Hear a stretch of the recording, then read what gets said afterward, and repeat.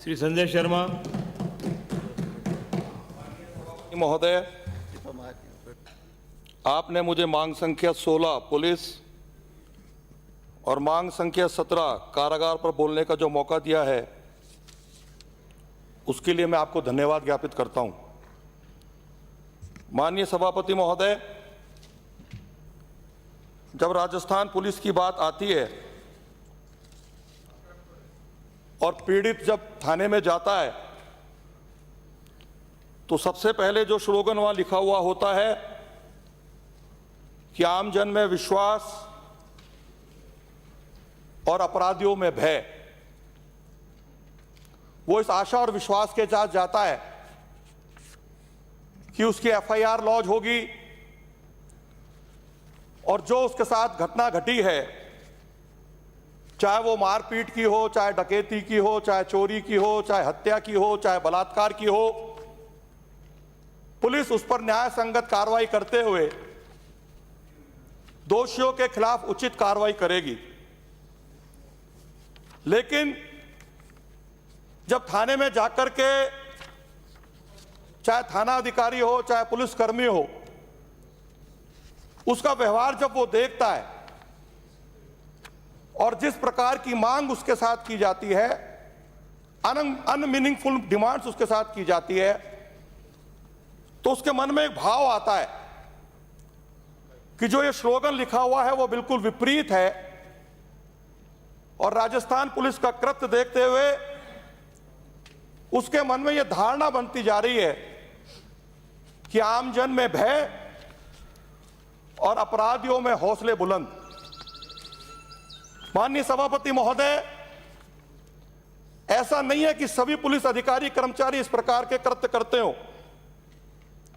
बहुत सारे अच्छे अधिकारी भी हैं, बहुत सारे पुलिस कर्मचारी भी अच्छे हैं जो अपराधियों को पकड़ने के लिए जोरदार कार्रवाई भी करते हैं। लेकिन सभापति महोदय, कहावत है कि मोर तो बहुत सुंदर भी है, नाचना भी जानता है, अच्छा नाचता भी है, लेकिन जब अपने पांवों की ओर देखता है तो मोर का दिल रोने लग जाता है। सभापति महोदय, मैं आपके सामने एक बात रखना चाहूंगा कि जिस प्रकार से मुझसे पूर्व वक्ताओं ने वर्तमान में पुलिस को क्या क्या चाहिए, क्या क्या कर्मचारी अधिकारियों को सुविधाएं चाहिए, पुलिस की क्या क्या कमियां हैं, उसका उल्लेख बखूबी किया है। लेकिन सभापति महोदय, जिस प्रकार से पुलिस के ऊपर राजनीति हावी होती जा रही है, राजनीतिक लोग, सत्ता पक्ष के लोग पुलिस को अपने अनुसार चलाने का काम कर रहे हैं, तो मेरा यह मानना है कि अच्छे से अच्छा अधिकारी भी काम को करने में असमर्थ साबित होगा। सभापति महोदय, मैं उदाहरण देना चाहूंगा। पहले वो अलवर जिले का ही थाना हुआ करता था, लेकिन अब भिवाड़ी जिले का थाना है, टपूकड़ा थाना। उसमें हरीश जाटव नाम के एक दलित व्यक्ति की एक साधारण दुर्घटना हुई, उसके बाद उसकी मॉब लिंचिंग हुई और मॉब लिंचिंग के बाद उसकी हत्या हो जाती है, लेकिन पुलिस ने उसको दुर्घटना साबित किया। सभापति महोदय, इसी प्रकार से एफआईआर नंबर 336/21 भटपुरा थाना बड़ौदा में है, योगेश जाटव पुत्र श्री ओम प्रकाश जाटव, उसकी भी मॉब लिंचिंग द्वारा हत्या होती है, लेकिन पुलिस ने उसको भी दुर्घटना साबित किया। सभापति महोदय, यदि मैं बहुत अभी हाल ही की बात करूं तो बानसूर थाने में भूपसेड़ा की एक महिला गायब हो जाती है। गुमशुदगी की रिपोर्ट दर्ज होती है 17/1/22 तक। परिवार और गांव उसको ढूंढने का प्रयास करता है, पुलिस उनको कोरा आश्वासन देती रहती है और 1 महीने बाद उस महिला की लाश सिरस्का के जंगलों में मिलती है। सभापति महोदय, और आज तक अपराधी पकड़े नहीं गए हैं। इसी प्रकार से बानसूर थाने के ग्राम महनपुर में एक 14 वर्षीय बालक 4 महीने से लगातार गायब था। गुमशुदगी की रिपोर्ट परिवारजन दर्ज करते हैं और 4 महीने बाद सभापति महोदय उस बालक का कंकाल पहाड़ के ऊपर पड़ा मिलता है और पुलिस सीन का रिक्रिएट करती है, हत्या का मामला दर्ज करती है और जैसी मुझे जानकारी है सभापति महोदय, पुलिस उस मुकदमे को भी हादसे का रूप दे करके पटाक्षेप करने में लगी हुई है। सभापति महोदय, ये तमाम बातें मैं आपको उल्लेख इसलिए कर रहा हूं कि इन घटनाओं के पीछे कहीं ना कहीं राजनीतिक प्रेशर है। चाहे वो बालक गुमशुदा हुआ, चाहे वो महिला गायब हुई, चाहे हरीश जाटव का प्रकरण हो, चाहे भटपुरा वाले दलित युवक का प्रकरण हो, सभापति महोदय योगेश का प्रकरण हो, ये तमाम बातें, तमाम मुकदमे केवल राजनीतिक दबाव के कारण दबाई गई सभापति महोदय। और जिस घटना का उल्लेख अब मैं आपके सामने करने जा रहा हूं सभापति महोदय, वो कोई साधारण घटना नहीं थी। उस घटना से जहां पूरा अलवर शहर, पूरा अलवर जिला, जहां पूरा राजस्थान, पूरा भारतवर्ष उद्विग्न हुआ सभापति महोदय, वो घटना है अलवर शहर के तिजारा फाटक पुलिया पर 11 जनवरी को लहूलुहान हालत में मिली उस मूक बधिर बच्ची की घटना है सभापति महोदय, जिसको पुलिस दुर्घटना बताने में जुटी हुई है सभापति महोदय। 11 तारीख को वो बालिका अलवर के तिजारा फाटक रेलवे पुलिया पे मिलती है। लगभग 7:15 की घटना है। एक राहगीर ने शिवाजी पार्क थाने में रिपोर्ट करी, फोन पर रिपोर्ट करी सभापति महोदय। पुलिस वहां पहुंचती है, उस बच्ची को लेकर अस्पताल पहुंचती है और अस्पताल में जाकर के उसका जब इलाज शुरू होता है तो उसका पहला बयान जो अलवर एसपी का आता है, जब प्रेस मीडिया उनसे पूछती है तो अलवर एसपी का यह बयान था, यह दुर्घटना बहुत दुखद है, गैंग रेप की संभावना है, सेक्सुअल असॉल्टमेंट हुआ है और बहुत खतरनाक चोटें इस बच्ची को आई है। पुलिस इसको, जो डॉक्टर्स की राय है उसके आधार पर इसको जयपुर रेफर करने की तैयारी है। सभापति महोदय, मालाखेड़ा थाना अंतर्गत आने वाली यह बच्ची जब परिवारजन 11 तारीख तो उन्होंने अकबरपुर चौकी में रिपोर्ट दी। अकबरपुर चौकी को सूचना दी सभापति महोदय, लेकिन अकबरपुर चौकी में तैनात जवानों ने अलवर की पुलिस को सूचना देने का काम नहीं किया और उसके बाद के मामा ने लगभग 8 साढ़े 8 बजे पुलिस कंट्रोल रूम में सूचना दी और जब उसने इस बच्ची के बारे में बताया तो पुलिस कंट्रोल रूम पे बताया गया कि हम आपके पास गाड़ी भेज रहे हैं और वो बच्ची सामान्य अस्पताल में इलाज प्राप्त कर रही है, आप गाड़ी में बैठ के आ जाइए। जब लड़की का मामा, लड़की का चाचा और लड़की का दादा, परिवारजन सब लोग वहां डॉक्टर उनको बताते हैं कि इसके साथ गैंग रेप हुआ है, बहुत खतरनाक चोटें हैं। पुलिस अधिकारी उनको ये बताते हैं और उस बच्ची को जयपुर रेफर कर दिया जाता है सभापति महोदय। लेकिन दुर्भाग्यपूर्ण स्थिति है, दूसरे दिन जब आईजी साहब वहां जाते हैं अलवर में, उनका भी यही बयान आता है सभापति महोदय कि इस बच्ची के साथ बलात्कार हुआ है। उसके बाद पूरे जिले के अंदर, पूरे राजस्थान के अंदर इस घटना की निंदा होती है।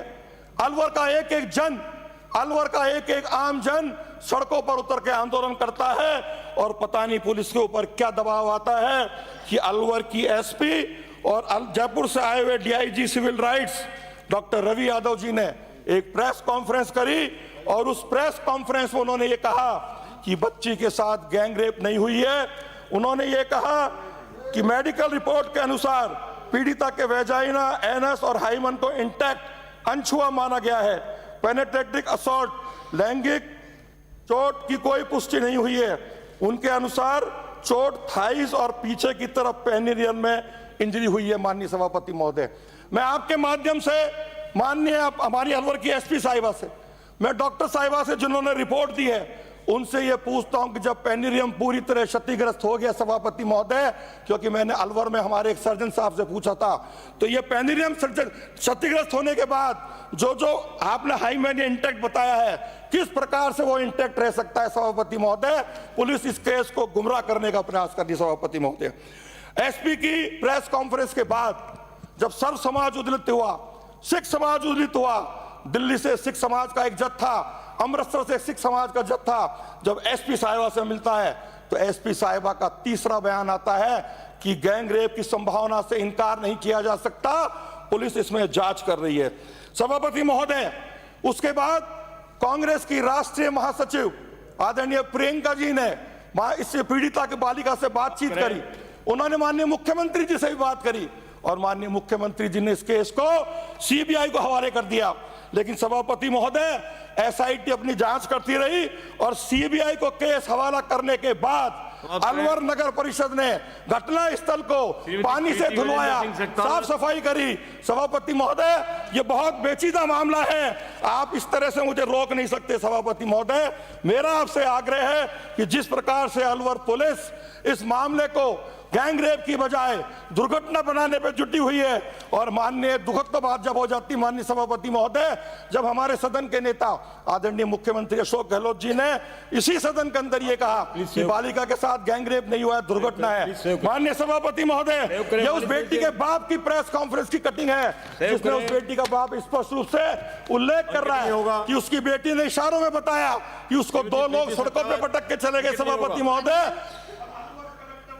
माननीय सभापति महोदय, आपने विराजिए माननीय उपनेता महोदय, विराजिए माननीय सदस्य, माननीय से ये परंपरा नहीं रही है। माननीय उपनेता महोदय, जितना टाइम कंज्यूम होगा मैं आपको उधर से रोकूंगा। प्लीज सेव करिए, विराजिए आप, अंकित नहीं होगा कुछ भी। माननीय उपनेता महोदय,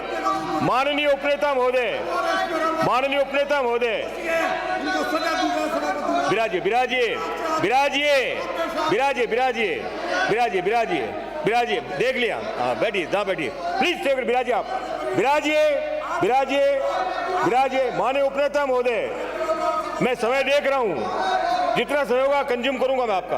प्लीज सेव करिए, विराजिए आप, विराजिए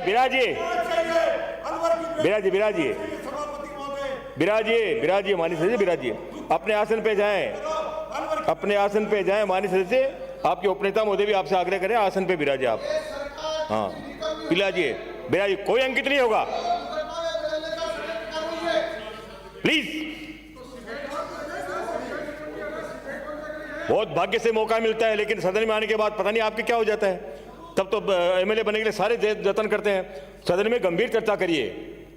आज का विषय जो है कोई इतना बड़ा स्कोप लेके नहीं है कि थानों की डायरी खोल कर ले बैठेंगे आप। विराजिए माननीय से विराजिए माननीय उपनेता महोदय, विराजिए। आज का विषय बड़ा गंभीर है। सभापति महोदय, प्लीज 1 मिनट, विराजिए आप, विषय बड़ा गंभीर है। आप जो है इस तरह का माहौल मत बनाइए कि राजस्थान की पुलिस जो है वो पूरी दुनिया में और जिस तरह का माहौल बनाना चाह रहे वैसे ही बन जाए। अच्छा ये रहेगा, थानों की डायरी जो है, थानों के अपने जो अधिकारी हैं इनके पास पूरी थानों की डायरी है। अच्छा ये रहेगा कि आप अच्छे सकारात्मक सुझाव दें, पुलिस स्ट्रेंथन कैसे हो सकती है, इसमें हम और क्या सुधार कर सकते हैं, आप अपने क्षेत्र में किस तरह की आप अच्छा सुधार चाहते हैं, इस तरह की बात यदि आप करेंगे तो सार्थक चर्चा होगी। थानों की डायरी तो है इनके पास में ऑलरेडी। मैं ये समय इसलिए तय नहीं कर रहा हूँ कि आप थानों की डायरी लेकर के बैठ जाएं। आप बढ़िया करते हैं, आप रोजनामचा लेके आ जाते हैं, यहाँ पढ़ देते हैं आप अपने थानों का रोजनामचा। बिल्कुल अलाउ नहीं करूंगा, गंभीर चर्चा होनी चाहिए। सदन का समय कीमती है, यहाँ पे गंभीर चर्चा होगी, सार्थक चर्चा करेंगे, आप अच्छे सुझाव देंगे, पुलिस कैसे स्ट्रेंथन हो इस पर चर्चा करेंगे तो बहुत ज्यादा बेहतर होगा। प्लीज विराजिए माननीय से, विराजिए आप, अलाउ नहीं कर रहा मैं आपको। विराजिए माननीय उपनेता महोदय, प्लीज विराजिए माननीय उपनेता महोदय, ऐसे तो कभी नहीं देखा। सदन की कोई गरिमा होती है। विराजिए, अब आप कहां खड़े हो गए? विराजिए माननीय सदस्य विराजिए, आप अपने स्थान पे जाइए, आप माननीय सदस्य अपने स्थान पे जाइए, आप प्लीज विराजिए। माननीय उपनेता महोदय, सदन की अपनी एक गरिमा होती है। ये नेता पद आपको इसलिए दिया गया कि आप इन्हें अनुशासित करें। विराजिए, कोई बैठा नहीं बोलेगा। आप क्यों खड़े हो रहे हो? क्यों उत्तेजना पैदा कर रहे हो? आप कुछ सीख लोगे तो छोटे नहीं हो जाओगे। विराजिए।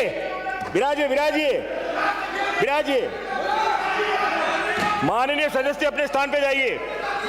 माननीय सदस्य महोदय, आपकी उपस्थिति क्या साबित कर रही है? आप मैं उनको कर रहा हूँ, आप आगे रोकिए प्लीज। विराजिए माननीय सदस्य, माननीय उपनेता महोदय, परंपरा डालिए, आप इनको कुछ सिखाइए। विराजिए, आपका नाम वक्ताओं में है, मैं पूरा टाइम दे रहा हूँ आपका। मैं कितना टाइम आपने कंज्यूम किया है? 1 मिनट का समय को, तो 1 मिनट बोलने के लिए कहूंगा मैं आपको।